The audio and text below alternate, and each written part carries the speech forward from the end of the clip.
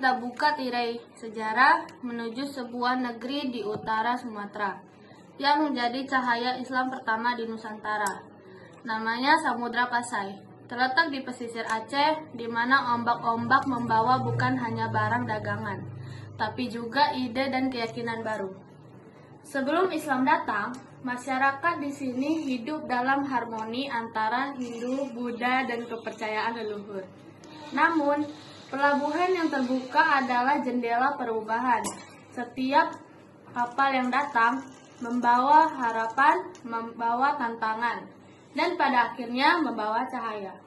Pada abad ke-13, dari gelombang zaman muncul sosok agung Sultan Malik Al-Saleh.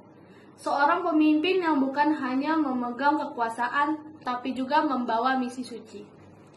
Islam bukan sekedar agama, tapi jalan hidup. Kita bangun negeri ini di atas keadilan dan ilmu.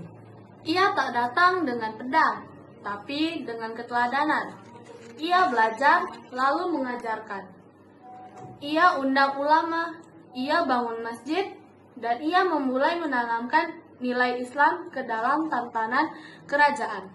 Kami di sini bukan untuk mengubah budaya, tapi untuk menyinari hati dengan cahaya tauhid.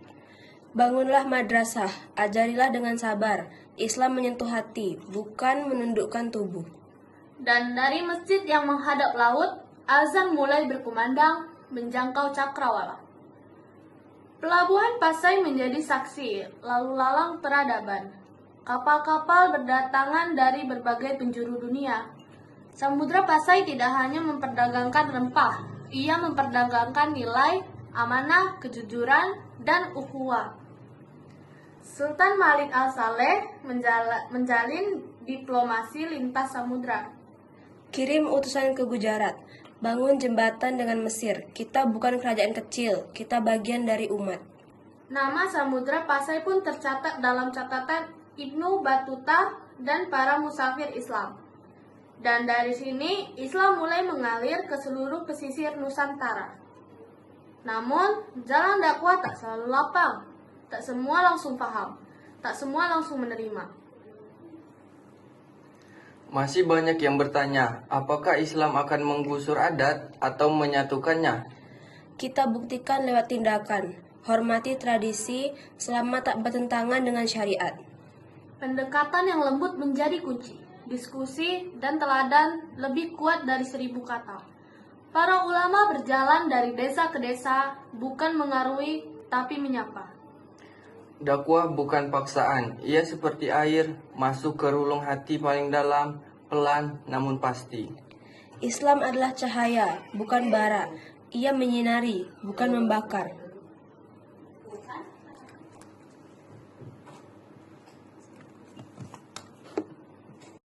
Tugas berat itu diteruskan oleh sang putra Sultan Muhammad Malik Al-Zahir. Aku tak ingin hanya menjadi raja. Aku ingin menjadi murid sepanjang hidup. Ia membangun madrasah, memperluas jaringan ulama, dan menguatkan syariat dalam pemerintahan. Paduka, biarkan kami mendirikan pesantren di pesisir dan pedalaman. Lakukan, ilmu harus menjangkau semua. Ilmu adalah benteng negeri. Dalam masa Sultan Muhammad Malik Al-Zahir, datang Sultan Naharashia, penerus yang melanjutkan cita-cita cemerlang ini. Kita harus menjaga warisan ini dari ancaman luar dan dalam. Ilmu dan keadilan tetap menjadi perisai kita. Sultan Naharashia memperkuat pertahanan dan menjaga hubungan baik dengan kerajaan tetangga. Pelabuhan harus tetap terbuka untuk pedagang dan ulama. Namun, kita harus bijak dalam memilih sekutu.